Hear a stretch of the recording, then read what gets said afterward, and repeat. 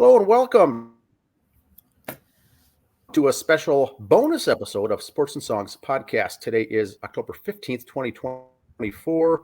We'll be talking a little Minnesota State Amateur Baseball. Andy, we've got a bonus episode here. We're going to be talking about the proposed 2025, I'll call it realignment, and we'll have the discussion on the realignment. But this is a bonus episode. We might have multiple episodes this off season because there's so many things going on, but let's kick it off here with our very first one. We're going to kick off here first. We got Coach Josh Hendrickx from the New York Mills Millers with us. Thank you, Coach, for being here. Yeah, thanks, guys, for having me. I appreciate it. Mostly, we kind of stick with 7C down here, which is now District 7. Sounds like what was those movies they had where they had the districts and all that? Yep. We're going to do this all the time. We're done or whatever. I don't know. Kind of apocalyptic almost. Yeah. But usually we've had guys locally here on. We're going to spread out this offseason, kind of hit different regions of the state with all the realignments and redistricting and stuff going on. First, Josh, thank you. Congratulations on a good season the Millers had there.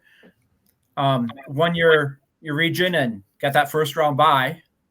Yeah, we haven't won the region since 2016. We have gotten a little familiar with the state tournament in the last 10 years, but we haven't gotten familiar with winning our region. It helped a little bit this year with Bluffton being ineligible. I mean, they're a powerhouse in our region along with us every year. And then even, which we'll get into a little later, Bluffton being moved up to Class B for next year.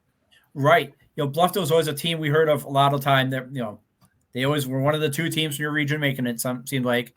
Now with this coming up, not being a Rad McNally specialist myself, but you look at the small towns up north there, you guys are spread out, but not really. There's not a lot of teams up north to choose from, but your Highway 10 region you were in the first time, you're all about 40 miles apart, right? Well, so that's what's, I guess, kind of frustrating with what's going on for us up north here is every game on our schedule in our region, our league, was within a half hour. And we were all the same size teams. We knew each other very well. We've built rivalries with each other, fan bases, all these things. And so that's what's somewhat concerning for us, moving all this and jockeying this all around for us, because now we got teams traveling. We got teams like the Midway Snurrbirds traveling all the way up to War Road when they were traveling 30 miles to the furthest for most games. Same with other teams like Staples and Nimrod and Sabika. These guys are traveling all over the place now. And these were teams in the Lake and Pine who was part of our region that were starting to see some struggles with getting guys out for teams. Teams starting to just dwindle. And I think when you add all this drive time now on a weekend, it's going to even be a bigger disadvantage for some of these teams. We've heard some of these teams in the Lake and Pine, like Midway, Staples, Nimrod, Sabika. There's rumors with some of them. I'm not going to say who, that they're not sure they're going to have a team. There's them talking about joining together with each other so they can have enough for a team. I've also heard rumors that our league president is trying to petition the state to get them back into our district, which would be District 11, if I believe is correct, or Region 11, just so that we can keep together what we've built for the last 50 years here. Yeah, you look at that there. We got on the screen there for those watching on the YouTube. Some of the regions, Region 11, you got two teams coming out. It's yourself. Then you got the four teams added. Yearbank, Sauk Center, Kensington, and Ashby are going to join you. Yeah, and for us, as speaking for the Millers, this didn't really affect us much. If you look at the top teams in there, they're all still from the high 10 for the most part. Yep. And we just added the bottom four, and that's not a lot of drive time for us. So it didn't really affect us much. But as a guy who loves amateur baseball and speaks for the high 10 in our region, because I just feel sometimes we get forgotten about, this is really sucky for teams like Bluffton and our Lake and Pine friends over there on Region 4. Yeah, you see some of the other movers and shakers over there. I got family up there, so I know where somebody's like. I got family up by Boston. Sure. Boston, Staples, not a nice drive. No, not at all. Boston, not a good drive. No. Why they took you guys out and broke you up like that, again, that's above my pay grade, so. Yeah, absolutely. Well, even from War Road, we got to see War Road a few times. They'd come join the Nimrod tournament, but they stay for the whole weekend then, and they play because they're not. I mean, that's a heck of a drive, man. I mean, like you just pointed out with Sabika or Staples and Foston. I mean, even War Road and Roseau, they're up there. Rainy Lake, I mean, they're way up there. And so those are the teams I'm most concerned about when it comes to us around in this area. Like I said, I didn't think the Millers were affected as much with the new alignment. Those aren't too bad of drives for us. Plus, we get a lot of familiar people in there that we're used to. And I like that part of the state up there. It's beautiful country, but if you're in Foston and you had to go to Staples and you lost, that's a boring drive to start with, but now you lost, it's even longer of a drive. And I don't know down in Region C, 7C, how much you guys deal with this, but we have guys on our rosters who are 14 to 17 years old, and they're playing when we need them, but they're not going to want to drive all the way there to find out they're not playing today. And this is the realistic reality part of all of this. And it sucks. Yeah, we have some of the high school guys, but we're not that far distance. But the high school guys will play when you're the home team. Right. They won't travel per se so much. Right. And we rely on those guys to travel for us. And I can't always promise these guys playing time. We try to get them whatever, but if it's a close game, they're not going to see as much playing time. And then they really feel like they gave up a whole weekend for what? And yeah, they love baseball. It's not the guy in the back going, oh, they need to love baseball more. That's not that, man. People are starting to value time more than anything. And I think that's becoming a big deal now. Well, I don't care where you live. The 14, 15-year-old kid there, he maybe could have picked up a shift at the grocery store that weekend working instead. Absolutely. Now he had to burn the gas money instead. So that's a $50 swing for him. We got guys who hunt and fish, and we got guys in high school working construction. They're making $20 an hour. They'd rather go work if they can sometimes if they're not going to play or travel 2 hours. We also got some guys who are starting to get married and have children. Right. And they don't want to give up their entire Saturdays again. And I know it's the guy in the back going, you got to love the game. We do, man. We do love it. That's why we're still here and doing all this stuff. But that's why we're also trying to speak up about what we think it could be wrong with this new alignment. Well, like we talked about here in our area, we had a lot of teams had rainouts this year. You can't make up in Townball. You can't make up a game on a Tuesday afternoon. Everybody's got to work. Yep.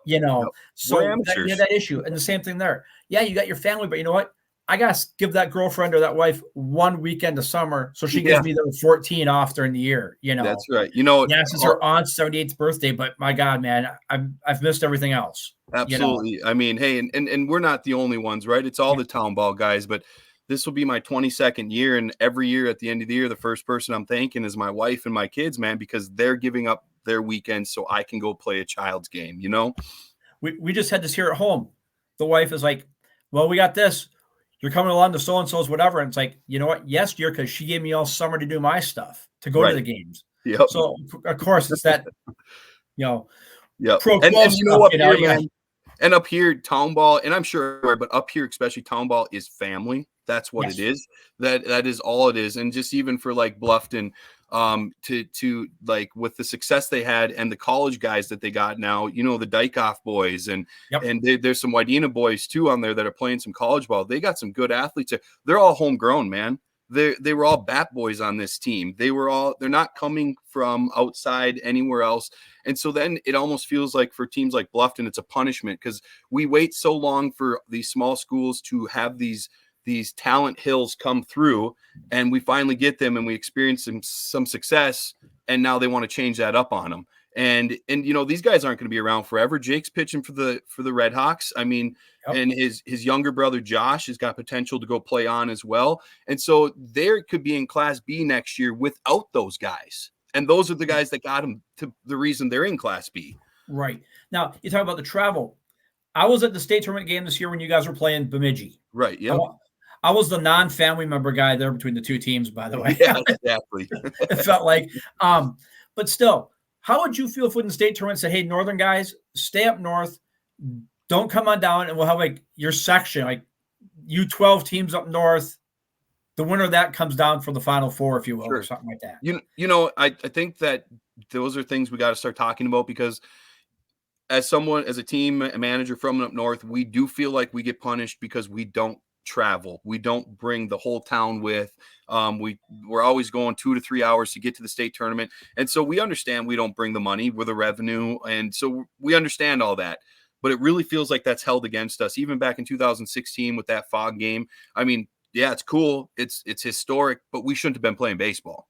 There's no reason. They didn't want to upset the schedule the next morning. We know that. And they wanted those teams. But even with, I'm thinking we're starting to open ourselves up to more thoughts of that idea of, hey, do we just keep some of these games up north, and then we work our way down south as the winners keep winning? There's also rumors, man, with all this about, hey, do we just leave the MBA and start our own Northern League? Because there's a lot of disrespect that's felt up here. But for us, a lot of this, until the last decade when Mills and mostly Bluffton has felt success in the state tournament, for us around here, getting to the state tournament was great, but winning your region was the goal. Right. Because these are our rival teams. These are the teams we want to beat. The goal, it's fun. The reward is to get to the state tournament. We've never experienced a lot of success down there, right? So it's like I compared to, we were talking about Wadena earlier. Wadena AA school, but in basketball, they moved down to single A for a regular season just so they could experience some success, right? And so they can get kids to come back out and all these things. We enjoy the region tournament the most. That's our baby. And so now when you take Bluffton out of that, you take the Midways, the Staples, the Nimrods, and Sabikas, for us, it kills our tournament.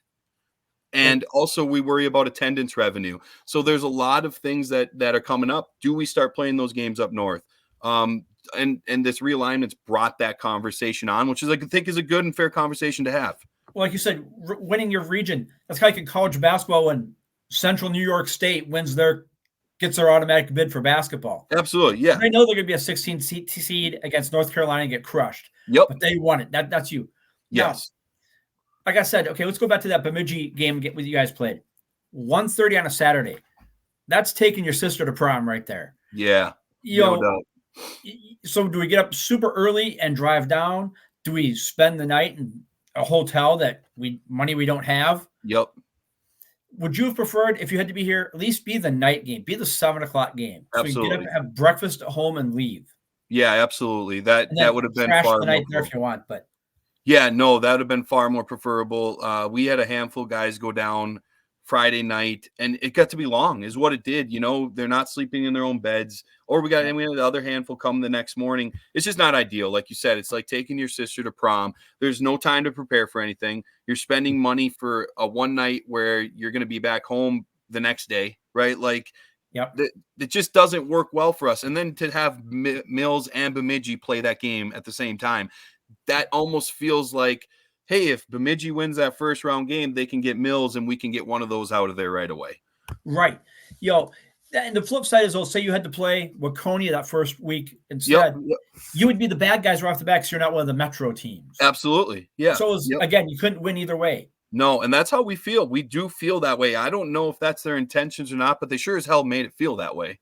Yeah. At least if they they got their 3 cities for the tournament, which is a great idea, but have that fourth redheaded stepchild city be St. Cloud or be Alec or something where it's up there, have all you guys play there, and then that city comes down. We have a lot of beautiful ballparks up here too. And once, St. Cloud's not that far of a drive for us, especially to go play a state tournament game. We would be willing to do that. There's beautiful parks in the St. Cloud area. You guys know that. Yep. There's beautiful parks up here. I don't remember how long ago, maybe it was the late 90s. They held the state tournament in Perm, I think. Yep. And so Perm's done a lot to their field since. I don't know if it's state tournament ready, but we play our region games there, and that's where we want to play our region games. We love playing at that spot. And so there's ballparks, and I think if you gave a team an opportunity to host, they're going to do what they need to do to make it worthy as well. Right. And that's what it's all about too. I saw the numbers here from the report. The NBA had their the Treasurer's financial report from last season. This includes the tournaments. Saw a total revenue of just over $180,000 for the tournament. Class B games shares were at $100.86. Class C game shares were at $529.98 following tax and expenses. Now, right there, B wasn't bringing anything because it was all in C towns. Yep. And now most of these good C teams, you've moved them to B. Yeah. Yep. So here you're kind of upsetting that apple cart. I don't know how that's all going to pair out. But now you get guys like you coming down. Oh, you were a C. Say you were a B team, you got $100. Hey, you got $600. Wow. Yep. For 20 guys, had to travel, spend the night. yeah, it doesn't pay. It would make more sense to play that game closer up here. And so I think that's why it's important that with this newer realignment that those conversations do start happening. Right. And it's, again, like we just said. Well, and just some of the criteria points and all these things. And I know it's a little different topic. You were talking about having the stuff up here, but there's just so many questions too, with just the punishment of teams. Like we struggle as a region with what's going on with Bluffton, and trust me, we love to beat Bluffton. Like we could go 2-17 all year, but if we beat Bluffton twice, we'd be happy, right? And so, and then hopefully one of those wins is in the region finals, right? But that's how it is for us. And so, like, just to continue to speak on that a little bit, I got some notes from Terry Geiser, the manager of Bluffton, who I know the state knows that Bluffton's been very successful. In my opinion, beat the state's baby last year in Delano, and that caused some controversy. And then to make them ineligible with the two guys and some of the way that went about, man. First off, these guys have been in our region since the day they were playing baseball. We've known both those guys that were ineligible. They switched to teams that were within the radius. Like, nothing they did was illegal, except they had a glitch in the computer system. That was it. Everything else about it was completely legal. And so then Bluffton really feels like they're getting it, right? Get moved to Class B and ineligible for a year, lose out on all their shares from the state tournament for all the time they spend down there. I mean, they got nothing out of all of this. And then they get rewarded by the next year by saying, hey, you're going up to Class B. And so just to give you some notes for that with what Terry Geiser would like me to share with you. First off, just 13 of 19 guys on Bluffton's roster had grandpas, dads, uncles, brothers play for Bluffton. And almost all those 13 boys were bat boys at one point on this team. NBA seems to want to punish teams for having success. And let's be honest, Bluffton has ran our region for the last decade, but that's just been the last decade. I mean, the Millers have been poor prior to I'd taken over. During my playing days, we were bad, man. But when I took over managing and we had some success in our high school teams, and we seen that come through. I mean, it was the Deer Creek Shockers and these other teams that were running our regions during those times. So Bluffton's success in the last 10 years is just from these young boys that have finally got old enough to contribute. So they feel like they're being punished. NBA claims, and I agree with it, that this is the greatest thing in the state of Minnesota. We have the greatest amateur baseball league in the entire United States. Why are we messing with it? Why are we changing everything when that's the claim they make? And we agree. We agree. We think it is, but now everything's being changed. Rumors, I brought this up earlier, and Terry wanted me to point out again too, just rumors of teams folding, teams not being able to afford to drive to all these different places. We're concerned. Bluffton and Mills are the big fan carriers in our region. We are the revenue makers. Bluffton is number one. They travel the best. It's not even close. And so now you've taken them out of our region, which is our big, we lose out on that revenue now too in our region from all that. So that's a concern. And so just all these things. And man, I feel like I'm just, I'm kind of talking in circles, but it's the same things. It's the same exact things. And then, so I think this still contributes to your question to start all this. What about if we start playing these games up north? And what if we get these criteria points maybe fixed a little bit here? Yeah. Because you said, okay, now if some of these teams combine and they take the criteria points, they might move you up to B now. Okay, that defeats the purpose of combining. Absolutely. And to be honest, the Millers are at 18. We're 1 point away from being moved up. And I got some boys right now in high school who are going to be playing even Division III Fergus Falls State Community College. That's a point for them, and that'll put us over. Right. And so it sounds awful, right? But it's almost like this idea of, do we sign this kid because he might put us up into Class B? And this is no offense, but he's playing for Fergus Falls Community College. That's what I mean. He's not playing at Stout or Duluth. Yep. And that's no rip on the schools. I'm just saying. No rip on the schools or this kid. I love that we have one of those who's on playing college baseball at Fergus Falls State. Good for him, right? That's wonderful. Yep. And it's going to benefit us, but he ain't going anywhere else. This is the pinnacle of his career. And it really is. He's our fifth starter. Yeah. But how do you deny a Mills kid? And I never would. A dream. Play for the hometown team. Yeah. How do you tell him you can't? Because no, it'll put us into Class B. Exactly. I mean, it's kind of a shame. I really think, and New York Mills should not be in Class B. And if New York Mills should never be in Class B, there's no reason Bluffton should be. There's a population of 210 people in Bluffton. Right. Yeah, 210. I graduated with 680 people. Yeah. Yep. That town isn't that big. No, man. I So graduated with with, on here that are B or C. yeah, have high schools bigger than this town. Yeah. And they're going to be playing a great class up. And some of them have the same radius as we do. Yeah. You know, and so 30-mile radius here stretches you pretty thin. There's still a few towns within your 30-mile radius, but you're starting to stretch thin because, again, speaking for Bluffton, I'm trying to scoop up every kid from Mills that I can get before Bluffton gets them. Yep. Because the Geysers on Bluffton, they coach our baseball team at the high school. So I'm trying to scoop them up before they can. Well, then you got Wadena Deer Creek. Wadena Deer Creek's head baseball coach is Kyle Dykoff, who plays for Bluffton. Yep. So he's trying to scoop them boys up, but you also got Jamie George over in Deer Creek who has connections because they're fighting all the time. And so again, it's a town that's pulling from other towns who have primary pullers. They're the secondary pullers, right? Yeah. And they're not even getting the first round guys that are coming out of Mills or Wadena. They're trying to get the other guys. And so again, that makes it damn near impossible. And then they got to move up and play teams like Alexander and Bemidji, who are pulling from how many more players? Right. Bemidji's got a pretty good sized town up there. They got a lot of kids to draw from. They're in B, and they're not far from going to A when you look at the points for them. Right. Yeah. Right. Bemidji and A would get eaten alive. Oh, they should not be in A. You know, no, and to be honest, close to it. On points, they're close. Yep. And to be honest, I thought we could have beat Bemidji in the state tournament last summer. I thought Logan Small pitched really well. We didn't hit, but they had just as many hits as we did. It was 6-6. They had timely hitting. We didn't. But that's what we see. We got a couple guys who can pitch, right? And they can compete for 5 to 7 innings, and then we can struggle. It's hitting. We're going to see those weaknesses in these smaller towns. It's hitting. But Bemidji being almost a potential Class A team, and we're competing with them. You know what I mean? And so I don't think they're an A team. I don't think they're close to an A team. I almost sometimes think it's okay that they're in C sometimes. Dan, you got anything you want to bring up? Yes.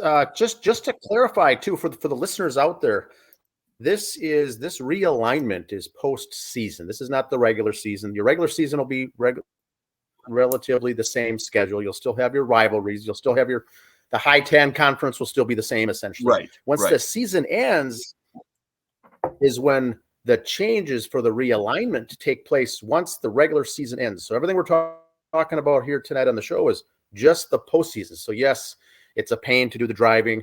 It's not all season though. It's just at the postseason. Now, some of those new teams coming in, you'll probably want to schedule. You'll probably want to get those guys on the schedule, but the family setting, the rivalries, all that small town baseball for the high 10 conference really stays the same for all the months of the regular season. Does it not? I think that's important that you bring that up. It does.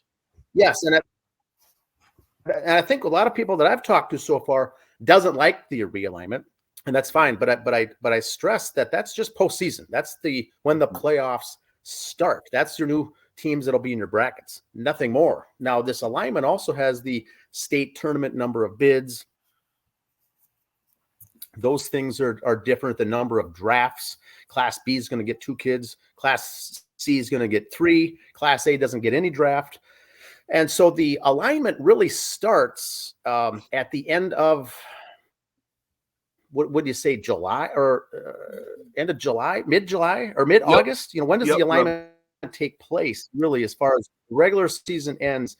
Now, because you're in the region, you as a manager are going to be thinking, now who do we schedule for a regular season games? And that you can schedule whoever you want, but you're probably going to want to get some of these other teams in there. So that'll impact some driving, but the regular season should have no impact on anything of this realignment.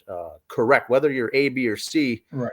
I think the city teams will have to be playing more regular season. They're changing. Will they say strength of schedule maybe? The resorters, the high 10 regular season should be about the same because they're not taking away the actual conferences. Like the Crow River is still going to have the Crow River the high 10, the resorters, the regular season, the preseason, the non-conference games are going to be as if nothing happened, essentially. But there will be some regular season different teams in the mix that every team can expect to have a handful of differences. Once the postseason hits, yes, you won't see Bluffton in this. That's your mainstay. You're still going to play them once, maybe twice in the regular season. Yep. And that's going to be going away. The good thing about this that I like is that everything for this on the realignment is not going to be now a 1-year change. So if you move up to B, it's just for 1 year. If you move down to C, move up to A, it's not a requirement for that 2-year. You're not locked into 2 years of staying at that and then being able to go back to the original one. So they're going to be moving things more fluid, but it will be interesting. I will say it'll be an interesting concept. Will they have like a strength of schedule if you play too many C teams if you're a B conference, or is it going to be a game's a game? Have they said on that, do you know? Those were discussed. I don't think anything got voted on as far as that, because like the Crow River where we're at, they want to force you to schedule the C's to play some A's, but they don't want to have it hurt you too much if you lose, because you're going to probably. But if you want, they want to encourage you to play your B teams as well. But then if you end up beating one of those and there's an upset like that, it's going to help you more. They want to have weighted points is what they were talking about, I think. Right, because how are you almost like hockey and wins, NHL. Right, because how do you seed your region if you're not playing your region? Right. And so, because that's the other question is if it, and like I said, it doesn't affect us mostly because we'll probably go pick up games with those 4 teams because they're really not too far for us. Right. But how do you entirely seed a region unless there's a point system, right? Yep. If these teams aren't playing each other in the regular season. And so we saw this a couple years ago when we were actually in a region with the countryside, which would have been Fergus Falls. Let's see who else was in there. Pelican Rapids, Dent, and there was another team I can't remember. It made no sense why we were in a region with them. So we realigned up here ourselves and joined the Lake and Pine because that is who they joined us with. So let me restart. We're playing our regular season games against the high 10 and the countryside. We got to playoffs and our region was the high 10 and Lake and Pine. And so we go, why are we even playing the countryside anymore? Right. Because it means nothing for playoffs. It actually almost complicates things when it comes to seeding because there's no point system this time, right? And we dropped all 4 of those teams and just started playing Lake and Pine instead because we wanted familiarity with our region. And also it became obvious that this was the easiest way to seed the region. Yeah. My question with that is the seeding, unless there's a point system, but also if this is fluid, like Dan has mentioned, so a region potentially could change every year then? That's what they're saying right now till they figure out what they're doing. And then how do you do commissioners? So we have a commissioner of a region, but he's here because he's part of the high 10 Lake and Pine. If Lake and Pine and high 10 are no longer part of a region, is he still the commissioner? Who's the commissioner now? Right. And also it says like for you guys, you get 2 bids. So basically we made the championship game.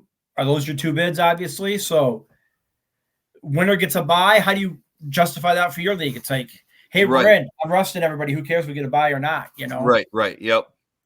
We kind of ran into that. The thing that go ahead, Dan. Yeah. Just quickly, the thing that I've heard with going to the realignment is where everyone's going to be in sections, regions, districts.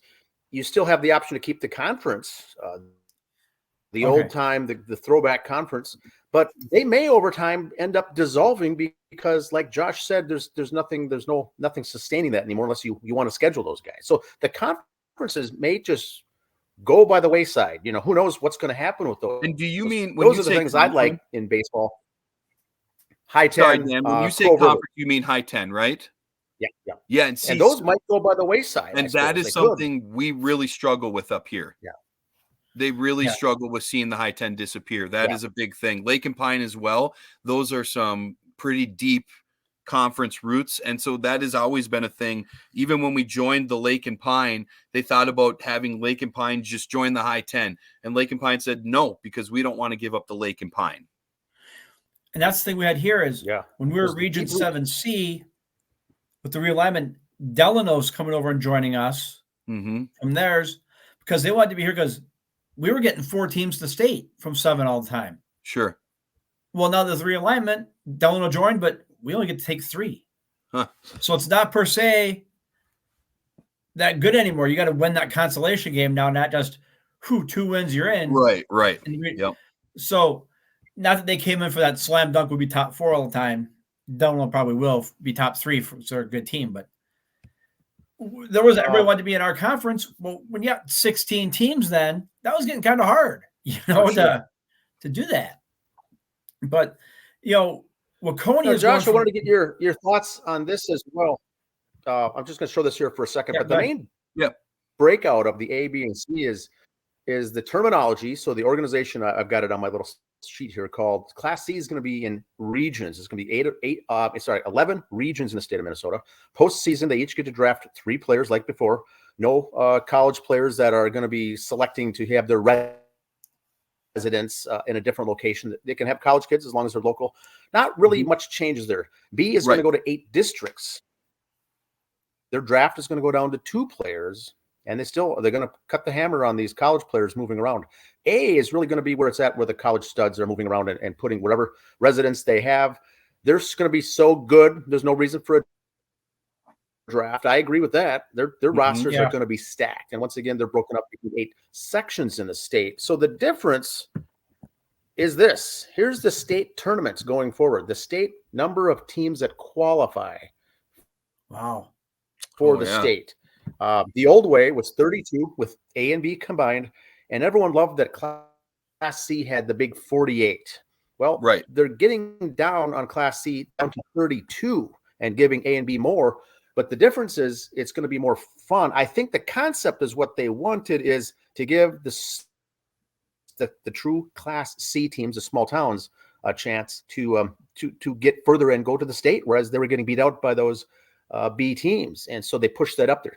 So for those wondering on the realignment, there's still 80 teams going to state.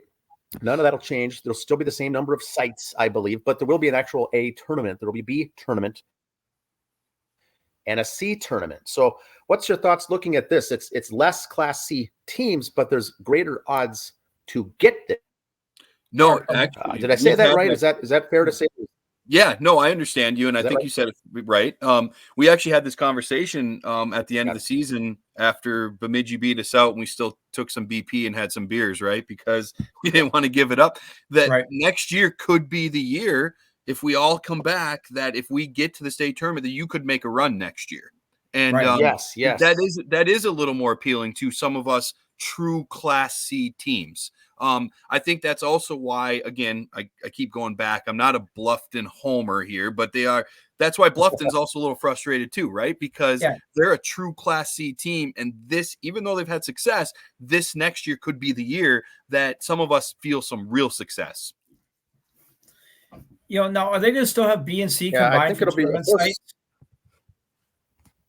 I think so. The sites, A, B, and C, I think we'll all have the sites locations will be commingled. I think they're all going to be together. I think. I think. Yep. No, so I agree, Dan. I think, and then in that essence, that is very appealing to the true Class C teams. Also, there's teams, we got teams in our region who almost know coming into the year they're not going to make it, right? We have those teams, but I think this still gives them a little more hope.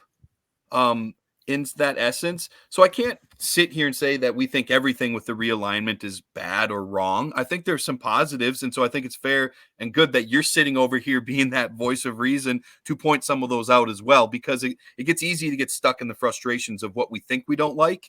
And who knows? I mean, maybe it's good. I mean, we had some scuttlebutt going around down here on certain teams. Go ahead, Dan. I'm sorry. Dan, go ahead. Oh, sorry. Can you put up that spreadsheet again with your teams with the new regions, or they call them the districts, I think. I just wanted to ask one thing for Josh, and then I'll be done here is, so if you look at Region 11, where you're going to be, Josh, with the teams on the top with the same color, that's your normal group, right? And then the fourth, the bottom with the different color, that'll be new. So I'm trying to get into the mind, if I was to wear my manager's cap, is there any teams there that you like their pitching, thinking, boy, if they get beat out, there can be some good draft picks in those bottom 4 teams from pitching perspective, or am I thinking too far down the road? The chess match, I'm trying to think. No, you're not, man, because we also know that for us to compete, this was the other thing with Bluffton being ineligible, we lost a lot of draft picks there. Yes. There's 3 or 4 guys on that team. So does everyone. Yeah, there's 3 or 4 guys on that team that might have been drafted, and also they probably win the region or take second in the region, so the chances of them not winning the region was slim to none anyways, but that's why you play the game. And so there are that would do that. We don't know a lot about Burbank, Sauk Center, Kensington, or Ashby. We're going to get to know them because I do know that Burbank and Parker's Prairie have athletes that come out of that area. We know them from the high school sports. Sauk Center is getting a little further away from us where we aren't playing them. Ashby, we don't know a lot about either, but I do think that's what's nice for ours is it could widen the draft field a little bit. There are a lot of teams in our region. Okay. I'm not trying to put down that don't offer any draft picks for us. Right. There are 2 or 3 teams that are worth drafting from. And even this year, we'd never not draft, but there was contemplations like, who do you draft? There was no clear-cut number 1 with Bluffton being out and us moving on. And then with who is it? Perm being the other team moving on. So that is another possibility of a positive. It adds to the draft field, which is good for us because it's pretty slim. Which is kind of funny here for us in 7C. I'm from Watertown, and Watertown didn't make the tournament, but we had 4 guys get picked up in the draft. Yeah. So and if Bluffton could have been that would have Bluffton to you guys, If we didn't make it, we would have had 3 or 4 guys, and some of them, the 4th guy maybe not even pitch that much this year, but he would still be the next best. You know what I'm saying? That was our 4th guy, Yeah. But someone's got to take a guy from the Fossa and Trash Pandas just to get that jersey down here. That'd be cool. I love it. Just get that jersey down here, boys. Yep. Come on. And that's what's fun. Now, has the thought ever come up to you guys where, okay, the travel part, but hey, you guys do you ever call hey, does Delano or Waconia or do you ever try to call some of the city teams up to Jordan or anyone like that to play you guys up there? Is that ever come as a possibility? It's definitely becoming a possibility. We're starting to add Wednesday games again, which back when I was playing, it was really cool. You could go down Highway 10 and there would be lights on in Deer Creek, Mills, Perm, and Detroit Lakes. You could go all the way down 10 and you'd see baseball lights on a Wednesday night. That's 212 around here. Yeah, then that's slowly disappeared. Yeah. Everything you should invite these guys up, go, hey, let's play a ball game Wednesday, we'll go golf on Thursday and right. Make a weekend out of it, But that's also the one nice thing that when you get to the state tournament, considering all the other stuff, you get to start networking with guys and you start to get to know other managers and other teams and other players. But also that's one of the nice things when you do have college boys on your team, they know everybody in the damn state. They're following each other all over with who's doing what. I mean, we got a guy on our team, Skylar Mersu, who pitched for Fergus Falls a few years ago, was their closer, but he ended up coaching in Brainerd and doing some other stuff. He knows everybody. He doesn't miss a beat on anybody. And so that is nice with all of that, but we're starting to get into that. And now with guys we got a good group of commitment guys who are willing to maybe play an extra game. 18 gets to be a lot of games for us up here, but so one more sometimes gets iffy. But I think we got guys who are starting to do that. And even I don't care if Delano, like a team like Delano comes up and they just kick us, right? Who cares? Like we still enjoy playing those guys, seeing those guys. Plus, we know if we ever get advanced in the state tournament, those are the teams you're going to play, right? And so that's the team you're going to see. Yeah, and we got connections. There's a Reaver boy on that team who played for Bertha when Bertha Hewitt Blazers were a team and had, I don't know if you guys remember all the Reavers. You had Michael, Patrick, Preston, and Marcus. I think Marcus is playing with Delano now. And they're all dudes. Just dudes, right? And that's when Bertha was going through their state tournament runs as well. And so you got those connections. And so I know that we have enough connections to get a team like that to come up here. And they're always searching. Twitter's a hot place for that, right? You can find teams all over Twitter looking to come up and play. Oh, yeah. I think it'd be fun if you make a weekend out of it. Come on up. We tried to get something going that night. Yeah, Midway, speaking of the Reavers, Preston Reaver now plays for the Midway Snurdbirds, has for a few years. He tried to get us involved in a weekend where so some of these teams could play us and then go play Midway as well. And so it's not just one game for him. Bluffton tried to get something with us a couple years ago that just didn't align at the time. But we're looking at those things where, hey, come play two of us on a Saturday and a Sunday, or a Friday night, Saturday, whatever, or a doubleheader. We've also talked about trying to start hosting just a tournament up here, just to bring teams like that up, because we used to get in the Nimrod tournament, and that's faded, where Nimrod's getting a lot of the same teams or their region teams we play already, right? And so we're looking to get teams up here, and so we're just trying to get our field, and then either Bluffton or Deer Creek to join us, so we have alternate fields. And so we're talking about that, and I think it'd be a lot of fun. Plus, it's a good way for us to make a few extra dollars, because we struggle to do that sometimes, man. Now, we sit down here in the cities, and here's the map from last year of all the Townball teams. Over here, like the Iron Range, is there not a lot of Townball up over that way, Josh? Or to be honest, all stuck? I don't think there is. There's a lot of trees. There's a lot of. I don't think there is. There's like no one from over there. It's like you would think they all just blown out, or they're in wrong regions, or what? But there's not much Townball there. You would think Duluth would have something, right? Somewhere in St. Louis County, somewhere. It's the Iron Range. There's a lot of jokes we can go with there, but we'll let that ride. Yeah. You ain't playing hockey. They don't care in Duluth, Right. So. Yep. Well, but we see that up in War Road, too. They only play hockey, but they got a team. They got sticks, but you don't have an end on it. What the hell? But, Moorhead made it. Bemidji made it. You guys, Perham, you got those northern schools up there, or cities up there. I think that'd be just great if you had your own tournament and then send your winner down, or have a mid-season tournament anyway, kind of like your invitational, Sure. Yep. That would be awesome for the sport too. Absolutely. Like we talked about on the show here, Minnesota's one of the few states that has an over 50 and an over 60 league. So don't tell me there isn't thirst for baseball games to watch in this state. Right. Yep. Absolutely. You could get some cities teams up there to come play for a weekend invitational, some round robin tournament, something. Yeah. That'd be great. I know a few years ago, it would be great. We got to know Young America pretty good. Yep. There's a Pastalka boy who played at Mayville State with my brother-in-law, Brandon Cooper. And so they had that connection. But then they came down to Nimrod, or up to Nimrod, and they played in that tournament. And we hung out, right? You drink a few beers, you have some burgers, you play baseball, and you get to know these guys.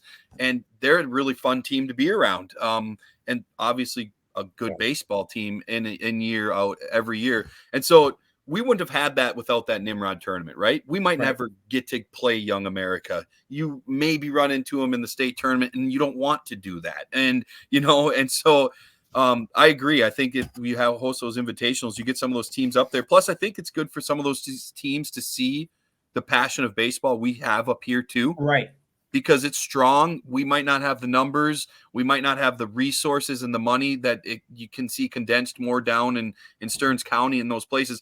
But, man, we got guys here 3 hours before the game getting the field ready, right? And these are family guys. So it's still, I think it'd be good for them to see, too, that we live and die for this, too. They put in their 9 to 5 already. Now they got to come put 4 hours in at the ball field. Yep. And it's a city-owned park, but the city's great, but they don't help us get the field ready, right? They're not doing any of that. So do you guys share a field with the high school?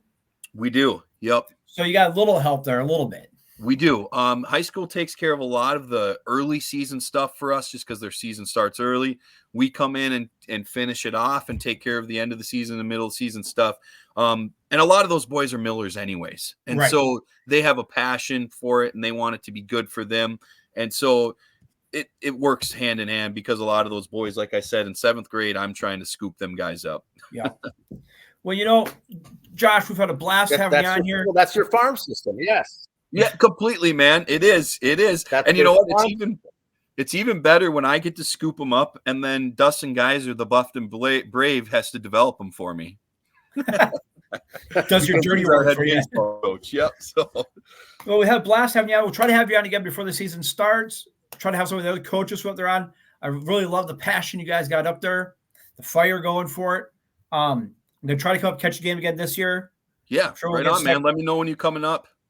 We'll see. We'll see Angie and Gary. We'll set up there and go take a game in again. Have some good times. Yeah. Hey, I appreciate your guys' time for listening to our concerns and also for just having this conversation. Because baseball in Minnesota is alive and it's well. After November, when it's a vote, you or the other coaches want a forum to vent or sing your praises or cry foul, let us know. Yeah. The mic is on. Any good talk about baseball is good talk, right? That's right. It's better than a bad day at football. That's or a good day at football or something. That's bad days.